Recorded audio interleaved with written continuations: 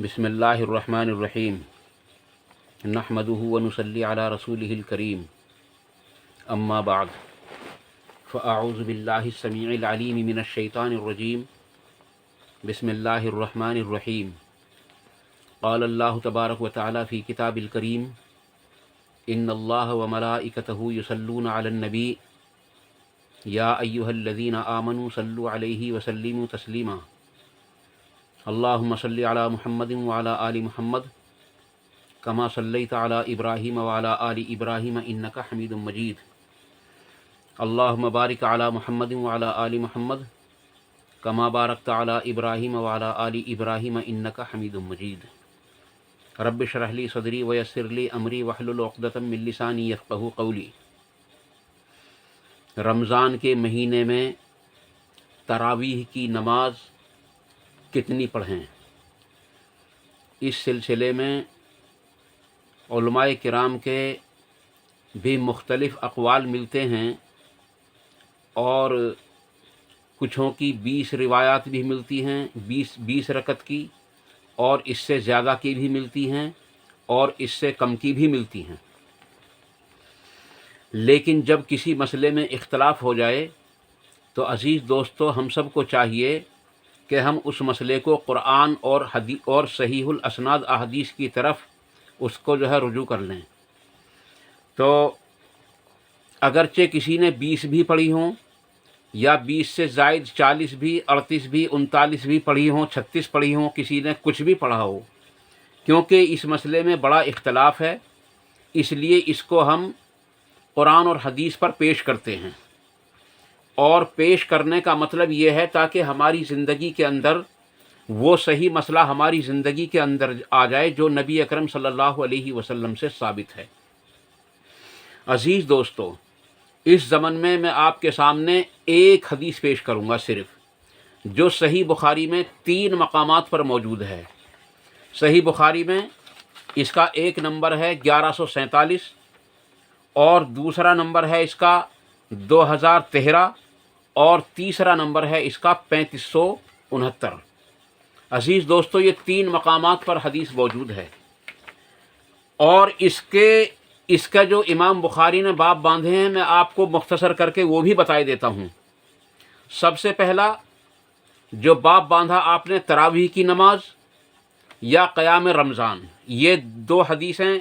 यानी 2 बाब एक ही मानों में बयान किए जाते हैं असल में, जिनके नंबर 1147 और 2000 यानी कि 2013 नंबर हदीस है। अज़ीज़ दोस्तों, ये और फिर एक और बाब बांधा है वो इमाम बुखारी रहमतुल्लाह अलैह ने इसी हदीस का, वो है नबी अकरम सल्लल्लाहु अलैहि वसल्लम का मौजज़ा। पता ये चला कि इस हदीस से हमें 3 बातों का पता चल जाएगा। नंबर 1 क़यामुल लैल का पता चल जाएगा, नंबर 2 तरावीह की नमाज का पता चल जाएगा, नंबर 3 नबी अकरम सल्लल्लाहु अलैहि वसल्लम के एक बड़े मौजज़े का भी पता चल जाएगा जो सही बुखारी में मौजूद है। अलबत्ता ये बात वाज़ेह रहे कि सही बुखारी के सिवा मुझे ये किताब सुनन अरबा में कहीं, ये हदीस सुनन अरबा के अंदर मुझे कहीं नहीं मिल पाई है किसी वजह से। लेकिन मेरा मतलब ये नहीं है कि सुनन अरबा के अंदर मौजूद नहीं है, हो सकता है सुनन अरबा के अंदर भी मौजूद हो, लेकिन क्योंकि मेरी नज़र नहीं चढ़ पाई किसी वजह से, इसलिए अज़ीज़ दोस्तों, मैं सिर्फ़ इस हदीस के लिए सही बुखारी के 3 हवाले मैंने आपके सामने पेश कर दिए हैं। हज़रत आयशा सिद्दीक़ा रज़ी अल्लाह ताला अन्हा फरमाती हैं कि जब इनसे पूछा गया कि नबी अकरम सल्लल्लाहु अलैहि वसल्लम रमज़ान के महीने में तरावीह की नमाज, रमज़ान के महीने में क़यामुल लैल आप कितना करते थे, कितनी रकत पढ़ते थे, तो हज़रत आयशा सिद्दीक़ा रज़ी अल्लाह ताला अन्हा ने फरमाया कि नबी अकरम सल्लल्लाहु अलैहि वसल्लम रमज़ान हो या गैर रमज़ान हो। अज़ीज़ दोस्तों, पहले तो सवाल करने वाले के अल्फाज पर गौर करें कि सवाल करने वाले ने पूछा था रमज़ान के महीने में कितनी रकात पढ़ा करते थे, और हज़रत आयशा ने इसका जवाब क्या दिया कि रमज़ान हो या गैर रमज़ान हो, वो कोई सा भी महीना हो, 12 مہینوں 30 دن آپ صلی اللہ علیہ وسلم 11 رکعت سے زیادہ نہیں پڑھتے تھے۔ یہ حدیث عزیز دوستو زبردست حدیث ہے۔ آپ صلی اللہ علیہ وسلم 11 رکعت سے زیادہ کبھی بھی نہیں پڑھتے تھے۔ یہاں یہ پتہ چل گیا کہ آپ صلی اللہ علیہ وسلم 11 رکعت سے زیادہ نہ رمضان میں پڑھتے تھے اور نہ غیر رمضان کے پڑھتے تھے، اور رمضان میں اسی نماز کو تراویح کے نام سے یاد کیا جاتا ہے، اور غیر رمضان میں اسی نماز کو تہجد کے نام سے جو ہے یاد کیا جاتا ہے۔ عزیز دوستو واضح رہے، تراویح کا لفظ کسی حدیث کے اندر موجود نہیں ہے۔ تراویح کہیں سے کہیں تک بھی کسی حدیث کے اندر موجود نہیں ہے۔ البتہ یہ محدثین نے اس لفظ کو استعمال کیا ہے، اس لیے ہمیں اس الفاظ سے کوئی اختلاف نہیں، بلکہ ہم تراویح کا نام نہ لے کر زیادہ تر ہم قیام اللیل کا نام لیا کریں یا تہجد کا نام لیا کریں، تاکہ نبی اکرم صلی اللہ علیہ وسلم کی حدیث سے جو چیز ثابت ہے وہ ہمارے اندر میں آ جائے، اور اس کے بعد جو ہے دوسروں کے اقوال لے سکتے ہیں۔ اگر صحیح حدیث ہمارے پاس موجود ہے تو اس کے مقابلے میں ہم کسی حدیث کو کسی اور کی روایت کو، کسی اور کی بات کو قبول نہیں کر سکتے۔ عزیز دوستو حضرت عائشہ صدیقہ رضی اللہ تعالیٰ عنہ فرماتی ہیں کہ آپ صلی اللہ علیہ وسلم جب 4 رکعت پڑھتے تھے تو ان کی طول یعنی وہ کتنا لمبا قیام کرتے تھے، ان کا طول یعنی کتنا لمبا رکوع کرتے تھے، ان کا طول یعنی کتنا لمبا سجدہ کیا کرتے تھے، ان کا طول یعنی قعدہ اخیرہ کتنا لمبا ہوتا تھا، اس کے اور ان کی خوبصورتی مجھ سے نہ پوچھ۔ عزیز دوستو پتہ یہ چلا کہ آپ صلی اللہ علیہ وسلم جب اس نماز کو پڑھتے تھے تو لمبا قیام کرتے تھے، یعنی قرآن کریم کی تلاوت زیادہ کیا کرتے تھے، رکوع لمبا کیا کرتے تھے، اور بعض روایات سے تو یہ بھی پتہ چلتا ہے کہ آپ صلی اللہ علیہ وسلم نے ایک مرتبہ 1 رکعت میں سورہ بقر پڑھی، اور جتنی دیر میں سورہ بقر پڑھی گئی تھی اتنا ہی لمبا آپ نے رکوع بھی کیا اور اتنا ہی لمبا سجدہ بھی کیا۔ حدیث کی سند اس کی صحیح ہے، گو میں اس کا حوالہ اس وقت نہیں دے سکتا کیونکہ میرے ذہن سے نکلا ہوا ہے۔ ہاں اگر کسی کا یہ سوال ہو کہ یہ حدیث کہاں ہے تو میں اس کو تلاش کر کے بھی دے سکتا ہوں۔ عزیز دوستو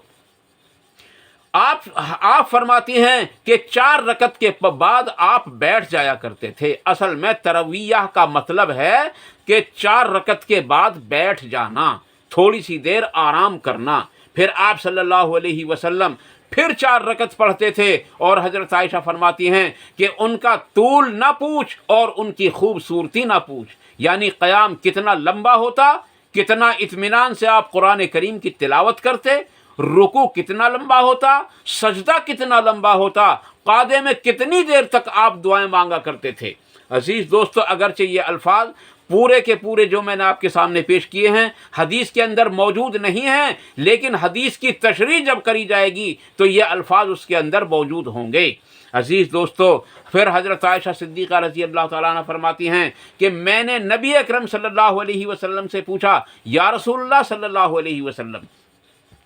آپ وتر کی نماز سے پہلے سو جاتے ہیں؟ یعنی آپ صلی اللہ علیہ وسلم وتر کی نماز سے پہلے سو جاتے ہیں؟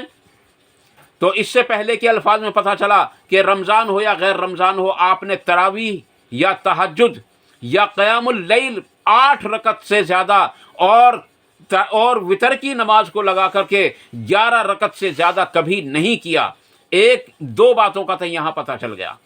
اب تیسری بات آ رہی ہے عزیز دوستو، نبی اکرم صلی اللہ علیہ وسلم سے جب حضرت عائشہ نے سوال کیا کہ آپ وتر سے پہلے سو جاتے ہیں، تو آپ صلی اللہ علیہ وسلم نے فرمایا کہ عائشہ میری آنکھ سو جاتی ہے، میرا دل نہیں سوتا۔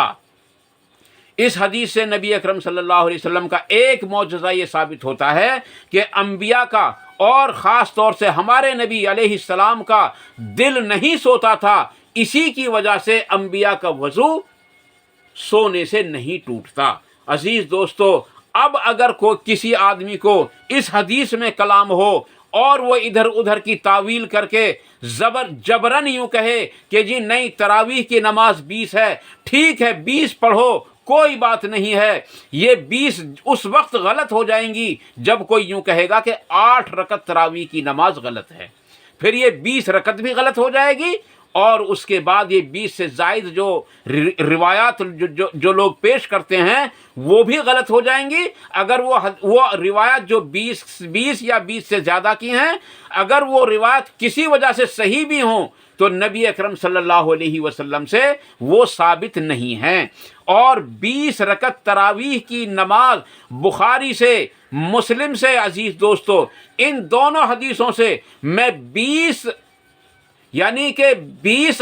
احادیث تو کیا، میں 2 حدیث میں آپ سے طلب کرتا ہوں کوئی پیش کر دے، اور 2 تو کیا اس کے سوا میں آپ کے سامنے ایک اور بھی بات رکھتا ہوں، اگر کوئی ایک حدیث بھی پیش کر دے بخاری مسلم سے کہ 8 رکعت